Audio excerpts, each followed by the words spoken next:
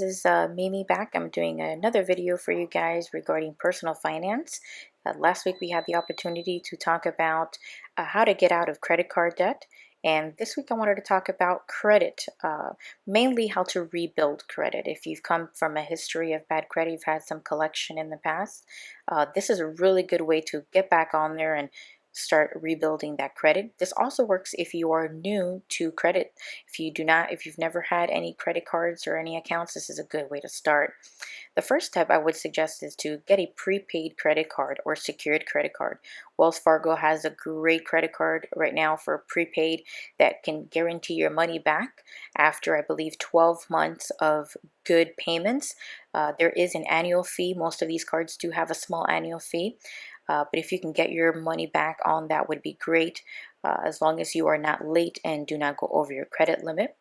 The next thing I recommend that you keep in mind that's very important is that you stay below 30% of your credit limit for your balances month to month. You want to make sure you maintain your balances low enough. Number one, that you can afford, but this is very important information that is being reported to the credit bureaus every month, is the amount of credit you're utilizing. So this is really important.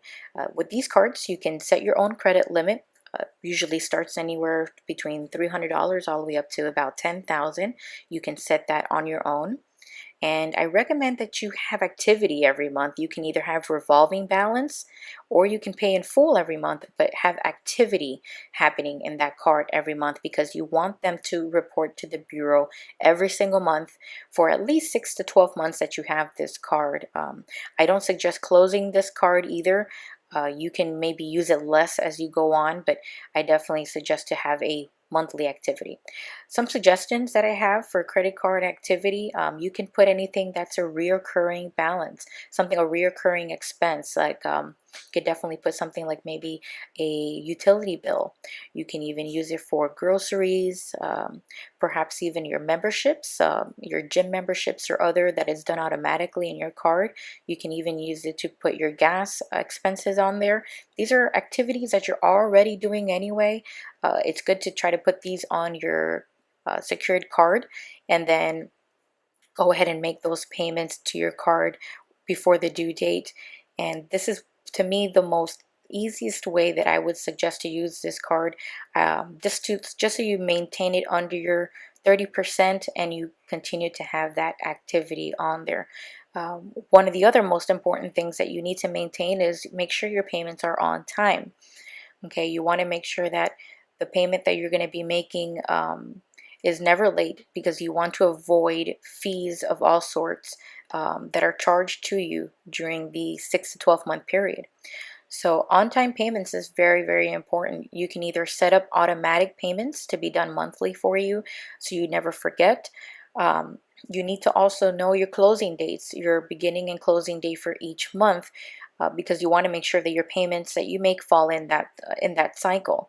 There is a small period where if you make a payment too early, it will be applied to the previous statement, which would cause you to have a late payment on the current billing cycle. So it's a little bit more complex, but as long as you know your closing dates and your opening dates for those periods, you should be fine. And then another thing I suggest is probably to do a payment that's over the minimum whenever possible. Paying over the minimum will allow you to pay less interest throughout the card. It'll also help you bring down the balance faster if you are revolving a balance. Obviously, if you're paying in full every month, that wouldn't apply to you, but always trying to make a little bit more than the minimum, because that is also being reported on your credit report. Is your payment history is going to be recorded in there, how well you pay and how well you maintain your balance on the card. These are just my personal tips that have worked for me. And studies have proven that these tips actually work for thousands of people. I understand that maybe giving the bank some money to open up a credit card is not the best way for a lot of people. It's hard for us to probably come up with the $300 or $400 or $500, but try to save when you can. And as soon as you have that money saved, this would be the best way. I guarantee you, after about 12 months of good activity and on-time payments, you will definitely be able to see an improvement on your credit report and your credit score, you'll also be able to qualify for other credit lines, credit cards, or loans. This also helped me when I was trying to refinance my car and get additional credit lines. This definitely helped me in, I believe, less than 12 months. So these are just my personal suggestions of what to do, what I know worked for me, and I guarantee it'll work for you if you try it out.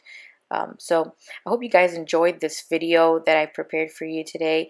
If you have any questions about the presentation, please feel free to comment below. I know there are some specific questions related to everyone's individual credit, but I would suggest maybe you email me directly or contact me directly if you have specific questions regarding something on your report, or if you have any other questions about credit card or secured credit card.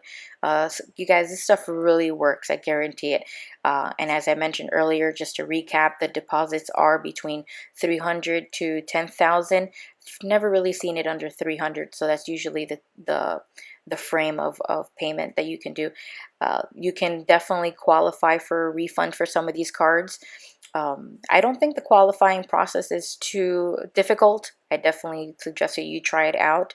And of course, important to maintain a good history, because every month you're going to get reported to the bureaus and you want to have that good history.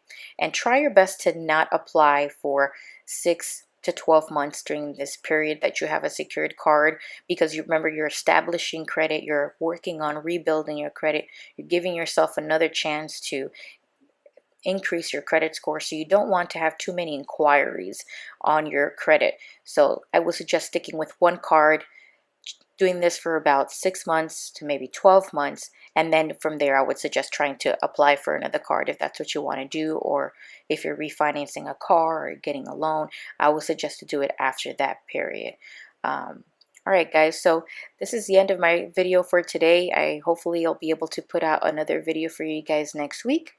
And you can definitely like and share, follow us on Facebook, share with any friends or family that you think might be able to take advantage of the information that I've given you guys today. And I appreciate any likes as well. You're welcome to put in any comments below, any questions. Otherwise, thank you so much for listening, and you guys have a great day wherever you are, day or night. God bless. Thank you.